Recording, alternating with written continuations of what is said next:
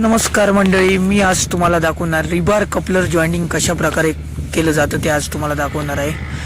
तर या साईडला समुद्र पण आहे आणि चला आपण आता जाऊया रिबार कपलर जॉईनिंगच्या इथे। तर आम्ही हे 4 रिबार घेतलेले आहेत, 16 mm चे आहेत। एका साईडला कॅप लावले, एका साईडला हे फुल कपलर लावलेले रिबार आहेत, तुम्ही बघू शकताय। तर हे जे कॅप लावलेले आहेत ते हाफ थ्रेड आहे आणि ज्या साईडला कपलर आहे त्या साईडला फुल थ्रेड मारलेले आहे, म्हणजे पूर्ण कपलर मारले ते हाफ थ्रेड या कपलरमध्ये जॉईन केले जातात। जिथे आपण लॅप करतो त्याच्याऐवजी हे कपलर यूज केले जातात। आता कपलर पूर्ण हाफ थ्रेडमध्ये आहे। हाफ थ्रेडचा जो साईड आहे, ज्या साईडला कॅप होते ते हाफ थ्रेड बोलतो, त्या साईडला पूर्ण कपलर चढवावी लागते। दोन्ही साईडचा रिबार आहे तो कपलरमध्ये अर्धा अर्धा जाईल।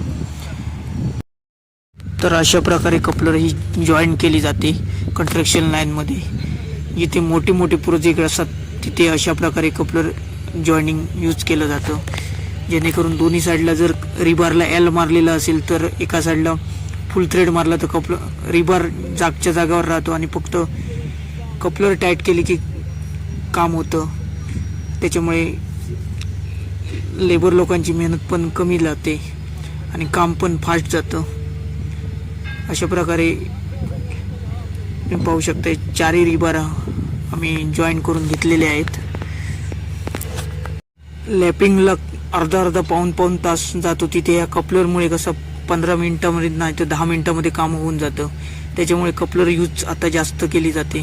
तुम्ही पाहू शकता 4 रॉड आम्ही जॉईन करून घेतलेले आहेत। तुम्ही बघू शकता इथे थ्रेडिंग मारून सुद्धा रिबार ठेवलेले आहेत। हे 25 mm चे रिबार आहेत, हे 32 mm चे रिबार आहेत। प्रत्येक कंपनीचे वेगवेगळे रिबार आहेत। हे पण 20 mm चे रिबार आहेत, कपलर फुल थ्रेडमध्ये मारलेले आहेत। 12 mm पासून 40 mm पर्यंत रिबारला थ्रेडिंग मारलं जाते। हे 40 mm चे रिबार आहेत, तुम्ही पाहू शकताय। धन्यवाद।